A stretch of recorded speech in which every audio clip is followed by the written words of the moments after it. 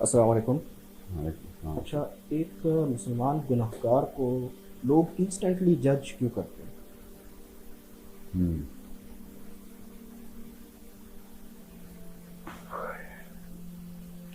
سب سے پہلے تو نقشہ جو ہے نا پورا کا پورا سمجھ لیجیے کہ گناہ کا کانسیپٹ ہے کیا، اور انسان کی نفسیات جو ہے نا وہ کام کیسے کرتی ہیں۔ ایک دفعہ یہ جس کو سمجھ آ گئی نا، تو آخرت کا کانسیپٹ بھی، آخرت کی سزائیں بھی، دنیا کا مقصد بھی، دنیا کے اندر رہن سہن کے طریقے بھی سمجھ آ جائیں گے، اور بچے پالنے میں جو آسانی ہو جائے گی نا، وہ یہ بہت ضروری کانسیپٹ ہے جو ابھی آپ نے اس کا سوال بنا کے جو ہے اس کی ترتیب جو ہے وہ طریقے سے کی ہے کہ گناہ، ججمنٹ، یہ کیوں، اس کا کیا تعلق ہے، اور یہ انسٹنٹلی کیوں ہمارے ذہن میں ایک بندہ جو ہے وہ زیرو سے ملٹیپلائی ہو جاتا ہے۔ سب سے پہلے تو میں آپ کو قرآن اور حدیث کو ایک کے اوپر اس کی کلمنیشن کرتا ہوں، اس پہ ختم کروں گا اس بات سے پہلے میں انسانی نفسیات کو سمجھنے لگا۔ اللہ تعالیٰ نے انسان کو جس طریقے سے تخلیق کیا ہے، اس کی اب ہمارے پاس اتنی ساری نشانیاں، اتنی سارے جو ہیں ثبوت مل چکے ہیں کہ انسان کا جو رہن سہن کا معاملہ ہے وہ انسان کی نفسیات کس طریقے سے کنٹرول کرتا ہے۔ انسان جو ہے نا بیسیکلی وہ بنا، جو ہمارا جسم ہے اس کے اندر اتنے سارے اب ہمارے پاس ایسے اعضاء مل گئے ہیں جو دماغ کے اندر ان کی تنصیب ہوئی گئی ہے، اسے صاف سمجھ آ رہی ہے کہ انسان بیسیکلی جیسے آپ ایک جنگی جہاز کو دیکھتے ہیں، F-16 طیارے کو دیکھتے ہیں، تو آپ کو اس طیارے کی میک کو دیکھ کے ہی پتہ چل جاتا ہے کہ یہ کسی تباہی کے لیے بنا ہے، اس کے اندر کوئی خاص پیسنجر نہیں آ سکتے، یہ اس کے اندر جو بموں کی تنصیب ہوئی ہوئی ہے جو وہ صرف اور صرف جنگ کے ہی کام آ سکتے ہیں، اس کی میک کو دیکھ کے ہی پتہ چل جاتا ہے۔ بالکل اس طریقے سے پیسنجر ایئر کرافٹ کو دیکھیں آپ، PIA کا، تو آپ کو پتہ چل جائے گا کہ اس کو دیکھ کے، اس کی میک کو دیکھ کے ہی پتہ چل جائے گا کہ اس کا مقصد کیا ہے۔ بالکل اسی طریقے سے جب تک ہم انسان کو نہیں دیکھیں گے نا، جو اللہ تعالیٰ نے کہا نا کہ اپنے اندر دیکھو، خود پتہ چل جائے گا، تو ہمیں اندر سے دیکھ کے اب پتہ چلنا شروع ہو گیا ہے۔ کورس کو علم تو کسی کے پاس نہیں آئے گا، مگر اتنا علم آنا شروع ہو گیا ہمارے پاس اب یہ نیورو سائنس کے اندر کہ جس کی وجہ سے ہمیں پتہ چل جاتا ہے کہ ہماری جو نفسیات ہے، سائیکالوجی ہے، وہ مقصد، کس مقصد کے تھرو ہم سب لوگ جو ہیں وہ اکٹھے ہوئے ہیں۔ تو اگر آپ دماغ کا جو ہے نا تھوڑا سا ایپیڈرمل سرجری کریں، اوپر سے ہی دیکھیں اس کو، تو آپ کو پتہ چلتا ہے کہ انسان کے اندر دو ایسے اعضاء ہیں جن کو امگڈلاز بولا جاتا ہے، بالکل جس طریقے سے وہ حشرات کے دو ٹینٹیکلز ہوتے ہیں، اینٹیناز لگے ہوتے ہیں، تو وہ سینسرز ہوتے ہیں، وہ سینس کرتے ہیں کہ کہاں پہ خطرہ ہے۔ بالکل انسان کے اندر بھی ایسے دو ٹینٹیکلز لگے ہوئے ہیں، وہ بادام کی شکل کے ہوتے ہیں، ان کو امگڈلا بولا جاتا ہے، اور وہ ہر وقت انسان کے لیے خطرے کا جو ہے نا وہ ایک سینس کر رہے ہوتے ہیں کہاں پہ خطرہ ہے، کہاں پہ نہیں۔ اور جیسے ہی انسان خطرہ دیکھتا ہے، بھانپتا ہے، جیسے ہم سڑک پہ جاتے ہیں تو پہلے آواز سنتے ہیں کہ کچھ یا تو نہیں، کچھ دیکھتے ہیں، اگر رات کا وقت ہے تو ہر وقت ہمارے سارے سینسر آن ہوتے ہیں کہ کس طریقے سے پتہ چلے وہ گاڑی تو نہیں آ رہی۔ بالکل اسی طریقے سے ہم جب کسی اور انسان کو دیکھتے ہیں تو ہمارے اندر اس کے طور اطوار کو دیکھ کے پتہ چلتا ہے کہ مجھے اس سے خطرہ تو نہیں ہو سکتا۔ اور وہ خطرہ جو ہے نا، یہ اتنا ضروری لفظ ہے، جس سے میں آپ کو اس وجہ سے میں نے آپ کو یہ بات شروع کی ہے۔ جس کو یہ بات سمجھ آ جائے گی خطرے کی، اس کو مقصد بھی پتہ چل جائے گا، اور اس کو گناہ کا لفظ جو ہے نا وہ پوری طریقے سے سمجھ آ جائے گا۔ اس کے بعد گناہ کا لفظ سمجھ آتے ہی آپ کو پتہ چلے گا کہ کتنی ضروری کتاب تھی قرآن، اور جو کس طریقے سے انسان کی اس نفسیات کو ڈائریکٹ سیدھے الفاظ کے اندر خطاب کر رہی تھی۔ اور نبی علیہ السلام کی جو احادیث ہیں ان کو کمپائل کرنے سے پتہ چل جاتا ہے کہ دنیا کہاں سے ہمیں کہاں سے ملتی ہے اور ہمیں کہاں تک لے کے جانی ہوتی ہے۔ تو خطرہ جو ہے نا وہ ایک انسان کو دوسرے انسان سے جب محسوس ہوتا ہے کسی بھی لیول پہ، تو وہ خطرہ جو ہے وہ کسی نہ کسی معاملے کو جو کہ پورا ہونا چاہیے اور اس بندے کی وجہ سے شاید پورا نہ ہو سکے، اس کو بھانپتا ہے انسان۔ اس کو اعتبار کہتے ہیں، ریلائبلٹی کہتے ہیں، اور اسی لیے مومنین کی اتنی قدر ہے کیونکہ وہ سچے آدمی ہوتے ہیں۔ جھوٹ بولنا جو ہے وہ خطرہ، جیسے ایک بندے کا جھوٹ پکڑا جاتا ہے تو باقی کے انسان اس سے جو ہیں وہ محتاط ہو جاتے ہیں، کیونکہ یہ بندہ پر خطر ڈکلیئر ہو گیا ہے کہ اس کے اوپر میں ریلائی نہیں کر سکتا۔ بالکل اس طریقے سے کسی کا کوئی بھی گناہ ہمیں جب نظر آتا ہے تو ہمیں پتہ چلتا ہے کہ ہمارے اندر ایک सेंसर जो है वो क्रिएट करता है कि नहीं दिस मैन, ये जो बंदा है, ये जो भी आदमी या औरत है, इसके ऊपर मैं आप एतबार एतमाद नहीं कर सकता। किसी भी लेवल के ऊपर जो भी अमाल जो है ना वो गुनाह में डिक्लेयर किए अल्लाह ताला ने, वो सारे के सारे अमाल की अगर आप थोड़ी सी भी सर्जरी करें तो आपको पता चलता है कि सारे हमारे नफ्सियात में इसी एक उज़्व को से खुतबा करते हैं, उसको एड्रेस करते हैं, और उसी की जो है ना सेंसिंग को समझते हुए ये तमाम तर मामला गुनाह में डिक्लेयर। तो इससे फिर क्या मकसद निकलता है? इससे मकसद ये निकलता है कि जो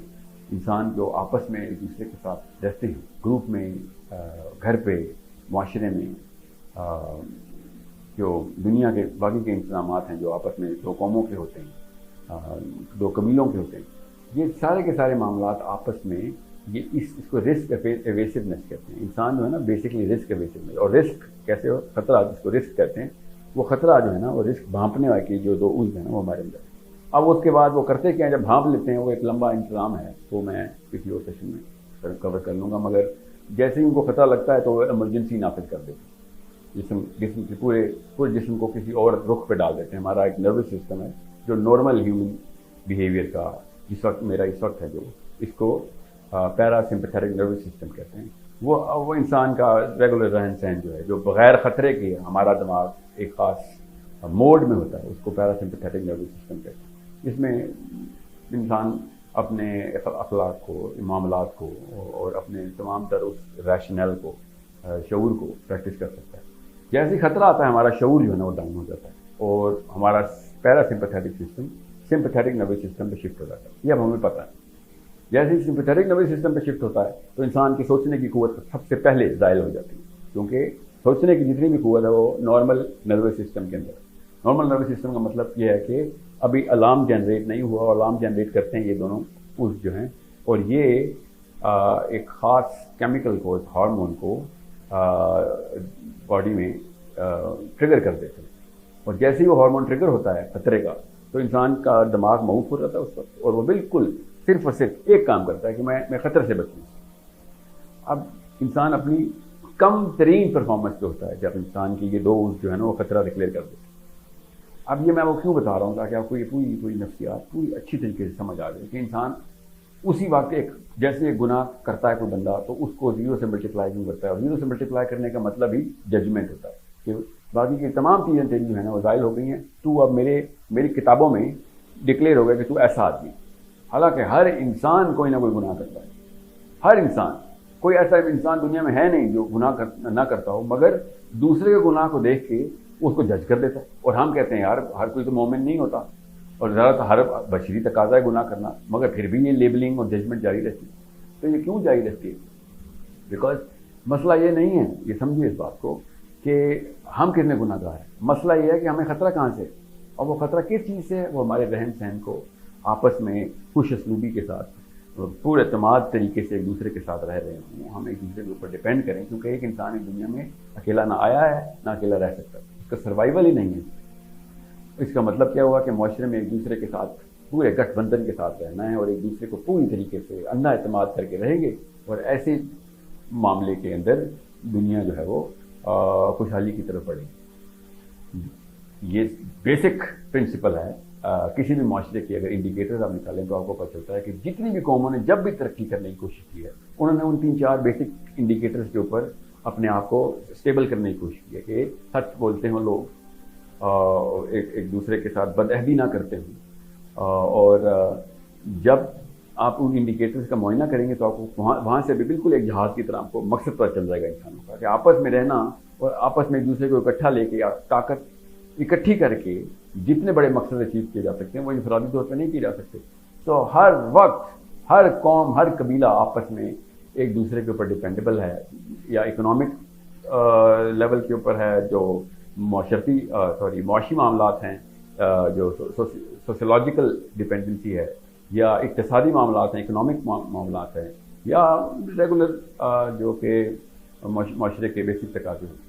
मैं ये बहुत लंबी तमीज़ इसलिए बांध रहा हूँ ताकि कोई कसर ना रहे आज इस सवाल की, क्योंकि ये इतना अमूमी फरीज़ा बन जाता है हमारा कि हम जज करने वालों को जज कर रहे होते हैं। बेसिकली जज करना इंसान की फितरत में है। मैंने आपको बताया ना, ख़तरे से बचना इंसान की फितरत में है। अगर मैं जज नहीं करूँगा तो फिर मैं बचूंगा नहीं इससे। تو کچھ جج جب کرتا ہے تو اپنی فطرت کے تقاضے پورے کر رہا ہوتا ہے، مگر ہم اس جج کرنے کو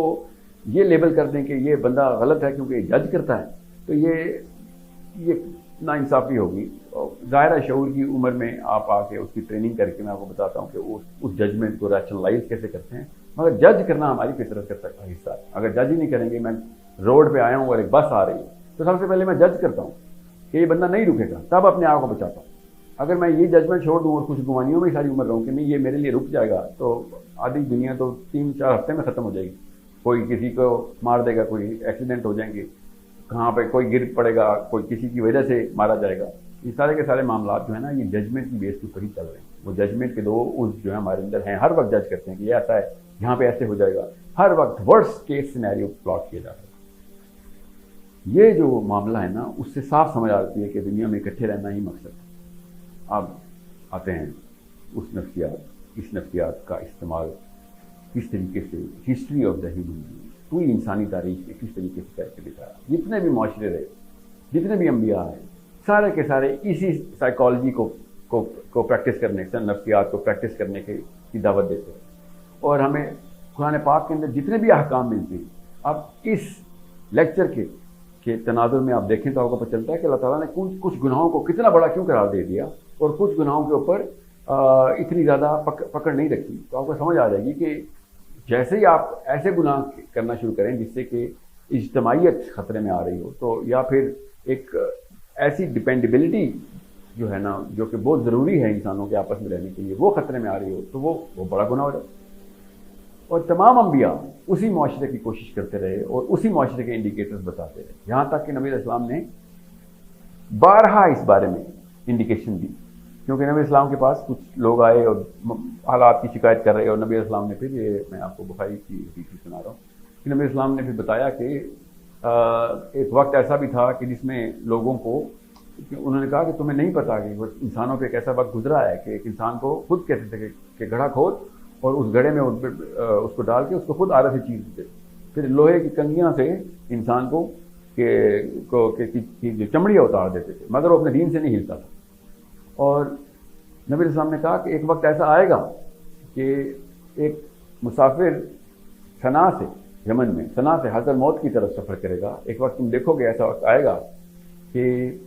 جب وہ مسافر سفر کرے گا تو اس کو اللہ کے علاوہ کوئی ڈر نہیں ہوگا، اس کی جو اس کے ساتھ اس کا پاس مال ہوگا، بھیڑ بکریاں ہوں گی۔ اس حدیث میں بہت لمبی حدیث سے میں آپ کو بس اس کو مفہوم سمجھا رہا ہوں کہ اس کو کسی بھی قسم کا ڈر نہیں ہوگا، ایک وقت ایسا آئے گا۔ اور پھر نبی السلام نے پھر ایک اور حدیث بھی بخاری میں ہی ہے، حجر نے اس کو حدیث کو فتح الباری میں نقل کیا ہے، جس میں انہوں نے ڈائریکٹ بتایا کہ عدی بن حاتم سے یہ حدیث کہ تم وہ وقت دیکھو گے، ایک تمہاری عمر ہوئی تو تم وقت دیکھو گے کہ قیامت تب تک نہیں آئے گی جب تک کہ تم وقت نہ دیکھ لو کہ غار حرا سے عورتیں کعبے کی طرف طواف کرنے کے لیے آئیں گی اور کسی چیز سے نہیں ڈرتی ہوں گی سوائے اللہ کی، ان کو کسی چیز کا کوئی ڈر نہیں ہوگا معاشرے میں، ایک ایسا وقت بھی آئے گا۔ اور یہ عیسیٰ کے وقت کی نشانیاں تو انجیل میں بھی ہیں، توریت میں تو عیسیٰ کی وہی نشانی جو حدیث میں، وہی اسی لیے ان توریت کی آیتوں کے اوپر اسی طریقے سے ایمان رکھنا ہمارا بھی پڑتا ہے، کیونکہ حدیث اس کو ٹیلی کرتی ہے۔ بک آف آئزیہ میں چیپٹر 2 میں حضرت عیسیٰ کی اکارڈنگ ٹو اس، ہمارے مطابق حضرت عیسیٰ کی اور ان کے مطابق ان کے مسیح کی جو نشانی ہے اور اولین نشانی ہے، اور اسی لیے یہودی کبھی حضرت عیسیٰ کے اوپر ایمان نہیں لائے کہ تم نے وہ نشانی نہیں پوری کی۔ اور وہ کیا نشانی تھی کہ جب مسیح آئے گا، ہمارا مسیح جب آئے گا تو سب سے پہلے وہ دنیا میں امن قائم کر دے گا، اتنا امن قائم کرے گا کہ وہ تمام تر قوموں کے بیچ میں اکیلا منصف ہوگا، اور لوگ اپنے تیر اور اپنے نیزے جو ہے نا وہ پگھلا کے حل بنا لیں گے، پروننگ فورکس بنائیں گے، پلاؤ شیئرز بنائیں گے۔ They will arbitrate between the nations of the world and people will convert their arrows into pruning forks and plowshares. So it's so evident، اتنا زیادہ ثبوت ہے اس کا کہ صاف سمجھ آ رہی ہے کہ جرنی کیا ہے۔